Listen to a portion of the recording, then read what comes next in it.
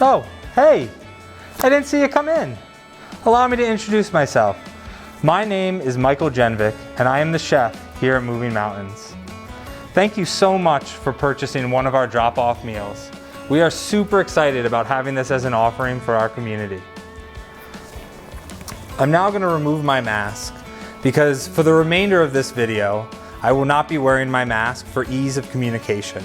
I would, however, like to say that all of our employees at Moving Mountains are following all CDC and FDA guidelines while preparing, cooking, and serving all of your meals that you will receive from us. We can't wait to see you in the kitchen.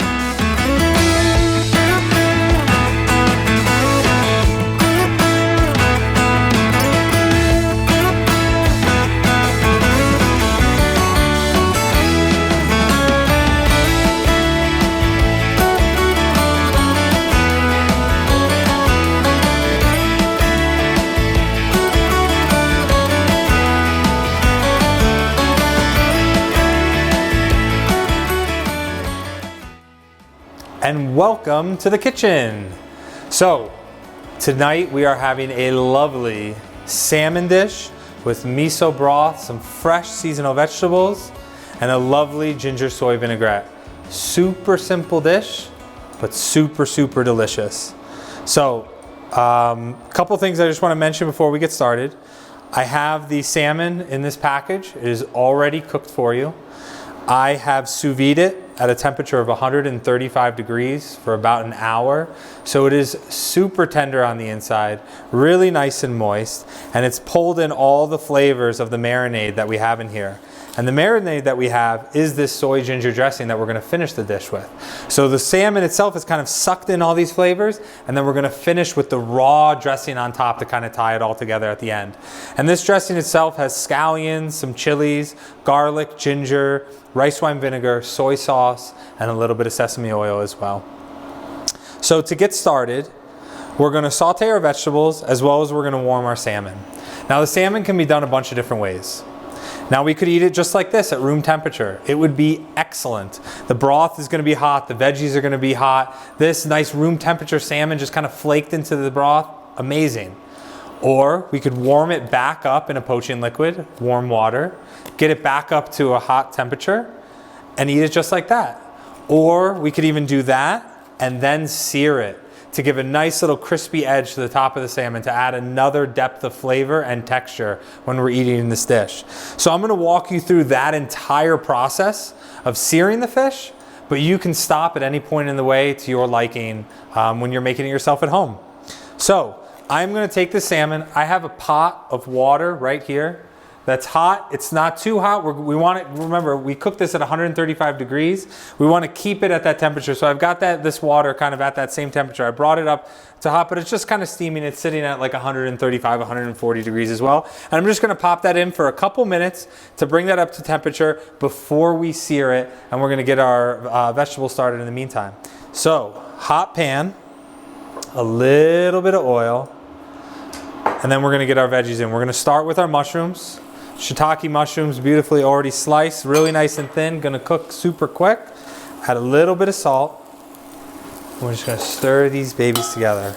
Just gonna get like a nice little sear on them, but not too much because we're actually gonna mainly poach these vegetables in the miso broth to give a really nice, delicate flavor. Now, if you wanted to add a nice char to these shiitake mushrooms or the bok choy, you could do that as well. Get a nice big saute pan out, heat it up on high, rip roaring, throw your veggies in, pop, pop, pop, pop, pop, really nice and hot, really nice sear, and then put it into the broth, and you'll have this whole nother depth of flavor of kind of the caramelized veggies in there.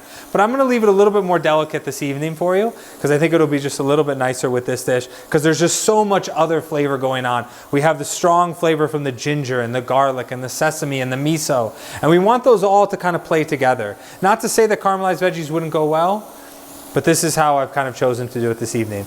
So we've got the mushrooms kind of going right here, really nice. I can start to see that mushrooms always soak up oil really, really quickly. So we're just gonna add a touch more before we add in our scallions, thinly sliced, and our bok choy. And our bok choy has already been washed for you, cut up into little pieces. And bok choy is so tender and delicate, you can almost eat it raw, but we're just gonna kind of slowly, once again, kind of cook it in here with the oil.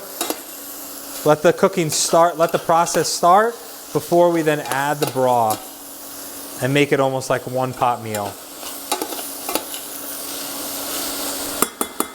So before I add the broth, I'll just let you know what kind of went into this. So I made a basic vegetable broth and then incorporated miso into it right at the end.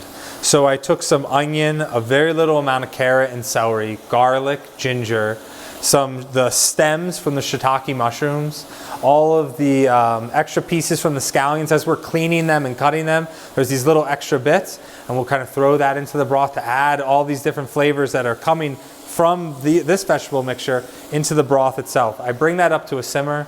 I let it simmer for about an hour, and then I put miso into it.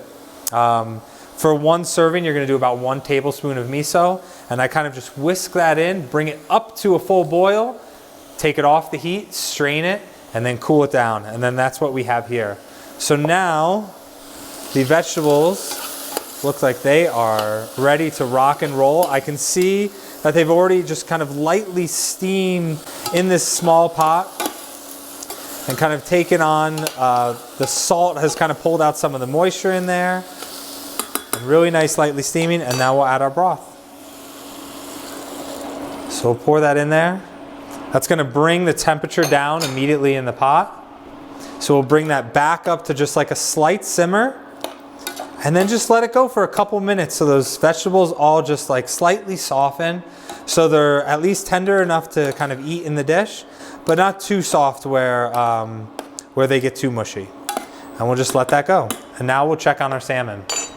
So, the salmon that we have back here, it's been in there for a couple minutes, and I'm gonna kind of feel the bag right here, and I can feel that it's starting to get really warm and the marinade is loosening up. So I'm gonna pull this out and take it out of the bag, and then we're gonna sear it. So the sous vide bag, I'm just gonna cut open, and we could use a scissor here as well. Take that out. And take our piece of salmon out. And man, this is so tender. I can feel that it's just kind of flaking apart already. Oh, this is gonna be so delicious with this miso broth. It's gonna be amazing. Okay, so now we have our hot pan back here, nice and warm. And we've got a hot pan, we're gonna add a little bit of oil. We're gonna add a little bit of sesame oil, which goes really well with these Asian dishes. Kind of make sure we just have a light coating on the bottom of the pan, nothing too much.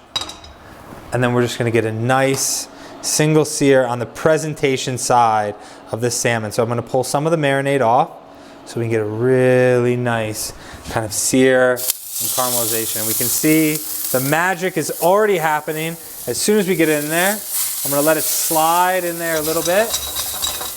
Beautiful. And we're gonna let that sear just for a couple minutes.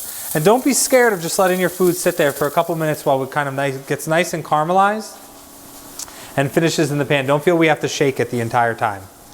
All right, so now that the salmon's been cooking just for a couple minutes on that side, let's check it and see how it is. Oh my gosh, can we see that right there? Cameraman, you need to get in this. Come on, come on. Look at this beautiful caramelized, dark, deep golden brown color. That is gonna be fantastic. Let's give it a light flip and turn off the heat, and let's plate our dish. Okay, so we have the vegetables that have slowly poached in this miso broth. They're gonna be a wonderful base to the dish.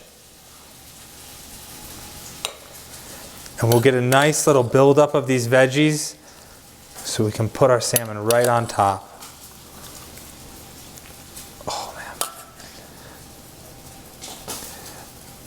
See, normally with these cooking shows, I would say, wow, this smells so amazing. I wish you could smell this. But you're about to cook this yourself, and you'll be smelling it in just a moment. So now we have our black rice that's already been cooked off, very simply just in water and a little bit of salt. And we're just gonna kind of toss little bits in there to add just a little bit of bulk to this dish and a little bit of heartiness as we're eating this soup.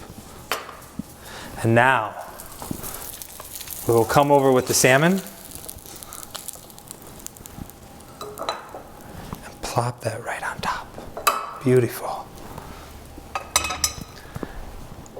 And we finish with that soy ginger dressing. There's the same marinade for the salmon, which just ties it all in together. And we'll just kind of droop it on over, getting little bits on the salmon, but also in the broth itself. And voila. And here with this salmon dish, we have a couple of different pairings that could go really great with this. One in particular that is deep in my heart is a wine that I have had throughout the years, throughout its different vintages. But it's this wonderful, Pétalos is the maker, Mencia is the grape from Spain. And it's a wonderful kind of bright, almost ruby red, rich, vibrant, fresh fruit flavors when you're drinking this. And it will pair really, really well with this kind of like mellow miso and the rich salmon, the rich fattiness of the salmon. But it will just kind of like bring out some of those notes and have some like really bright flavors to go with it, which will be a great pairing.